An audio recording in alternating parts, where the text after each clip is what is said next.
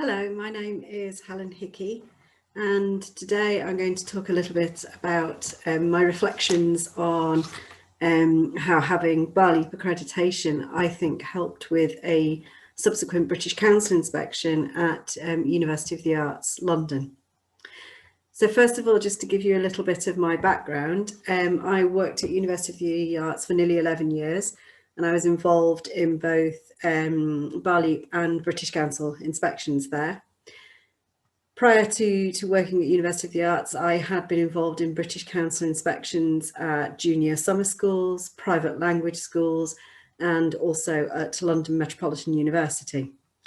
I've been involved in inspections with the British Council as a Director of Studies, as a teacher, and I also worked as a consultant for 2 inspections. So although I wasn't directly involved in the inspection, I did work with the schools in their preparation for them. So my background is very much rooted in British Council, having done at least 5 inspections prior to coming to University of the Arts. And whilst you're at University of the Arts, taking part in 2 inspections and a spot check. So my first experience of BALEAP was working with Conrad as head of Presessional. And at that time, it was work that was divided up between the team that Conrad was working with. So I looked at the criteria that particularly related to teacher observations, to handbooks, and at the same time was developing materials for the pre-sessional course that I was working on. The materials had an art and design focus, so we were looking at using corpus to inform the materials, and also the development of grammar booklets that were more related to art and design students. So that was my role really within the very first BALEAP inspection that I took part in. So Conrad subsequently left and went to Goldsmiths, and I became head of Presessional. So the year that I came as acting head of Presessional was also a British Council inspection year. So again, just to give you a little bit of an idea of how the British Council worked, they would alternately inspect either the in-sessional or the pre-sessional programme. And the year that they were coming was the turn of the pre-sessional to be inspected a little bit more closely. So as I sort of said in my opening, I wanted to look at how having the BALEAP inspection documents and accreditation actually helped with the British Council inspection. So for the British Council, as well as obviously looking at the criteria that they had, I actually used the BALEAP documents as my starting point to look at ways in which I could match documents that already existed to criteria that the British Council had.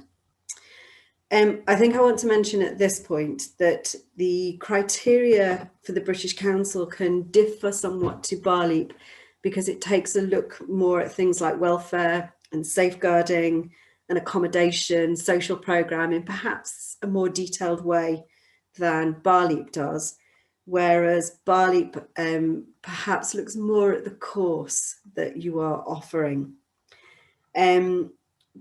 British Council does have a little bit more of a language school approach, although I will say that this is changing as inspectors that I have worked with in university British Council inspections, at least one of the inspectors has worked in a university, but certainly their approach is a little bit less university focused, let's say. So I started looking at the documentation that had been previously written for BALEAP, plus any existing British Council inspection documents that we had.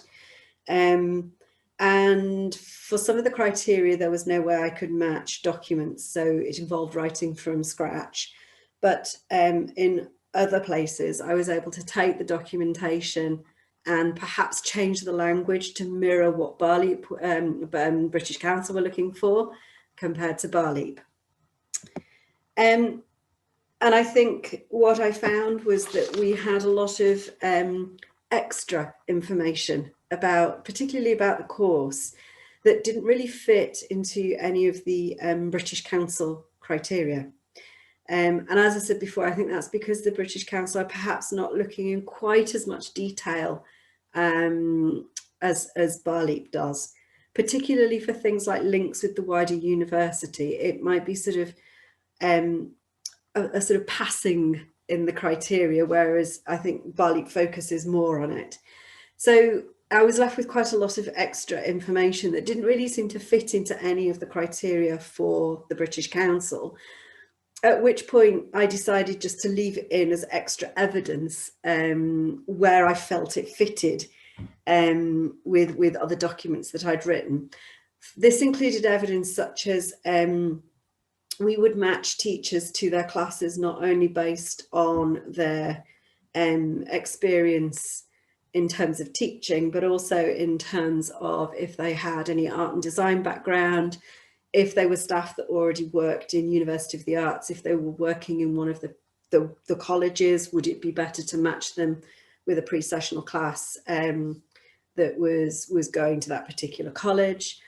Looking also at the links with the wider university. As I say, perhaps the British Council don't pay as much attention to that, but we had quite a lot of evidence of links with the wider university. For example, through a lecture series that we ran where we would have some of the academics come in.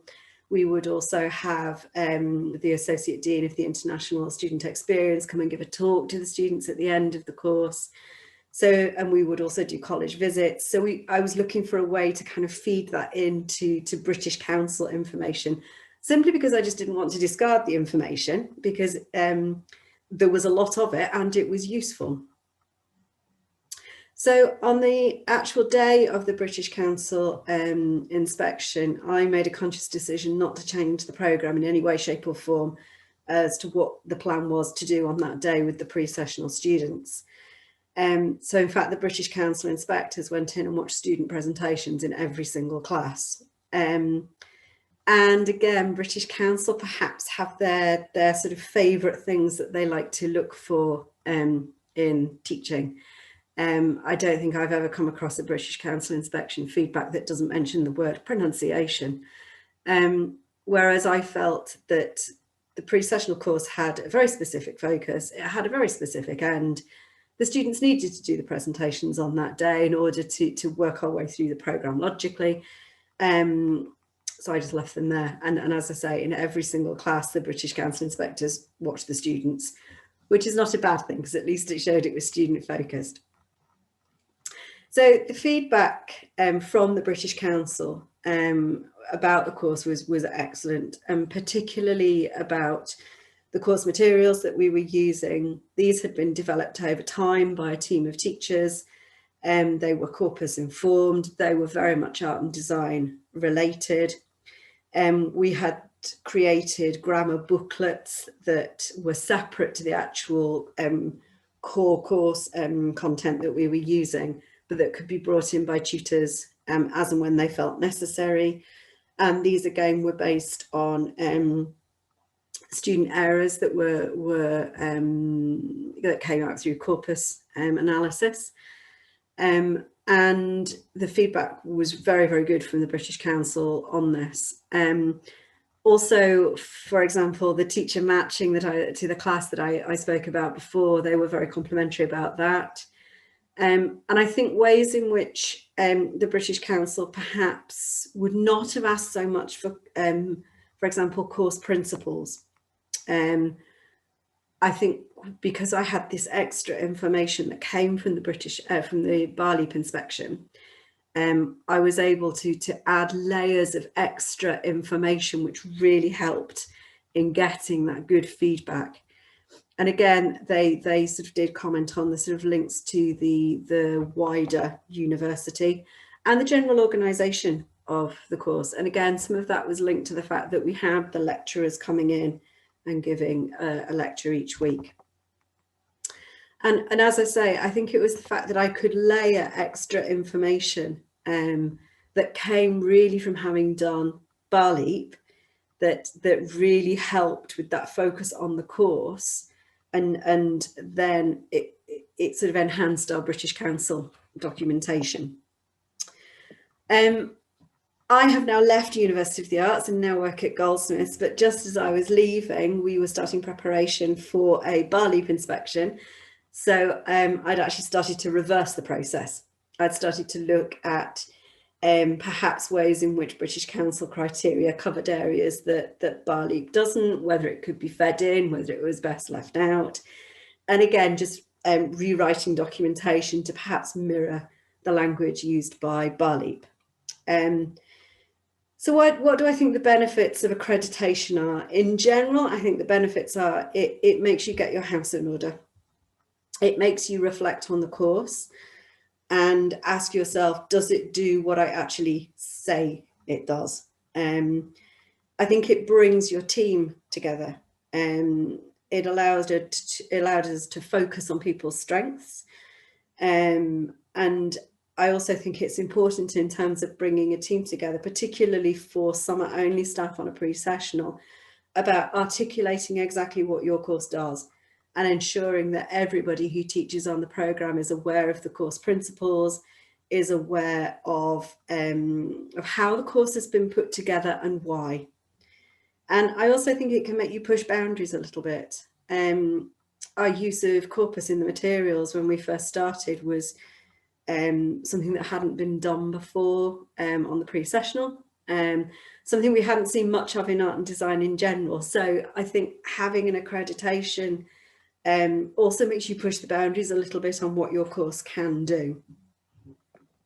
And then I suppose the question is, why would I choose BALEAP over British Council? I'm not necessarily saying either of them should be one before the other. But I think with BALEAP, you do have the bonus of it being more university focused and it's more course focused. And I think if you've got that in place first, the bits of criteria that perhaps the British Council are looking for are more systems based. They're perhaps more about the university itself rather than looking specifically at your course. So I think the fact that the inspectors work in universities, they're aware of university procedures, is better in some ways perhaps for your accreditation because they're aware of perhaps limitations. As I say, it's changing a little bit now with the British Council. They are sending in inspectors who have worked in university, but with the British Council, it does mean some criteria can be quite difficult to achieve because you're constrained within university procedures. So as I say, I've now moved to Goldsmiths and I'm bringing all of this experience to Goldsmiths. And I worked on their pre-sessional last year with materials development in particular. So I'm able to bring to Goldsmiths all the highs and the lows of all my previous inspection experience, whether that be British Council or BALEAP. And I think knowing what BALEAP are looking for in their criteria, I can obviously, with working with materials, I can certainly help keep in mind when I'm developing materials, but also I now have quite a lot of experience of writing criteria that match, well, sort of writing for criteria. And so the documentation, I'm quite well versed in sort of writing up documentation that matches what they're looking for. So certainly I would say go for an accreditation, and I would say go for a BALEAP accreditation, particularly if you're looking at your course. And I think, you know, as I say, either which way accreditation is good, but BALEAP first. Thank you very much. And if anybody has any questions, please don't hesitate to get in touch with me. Thank you.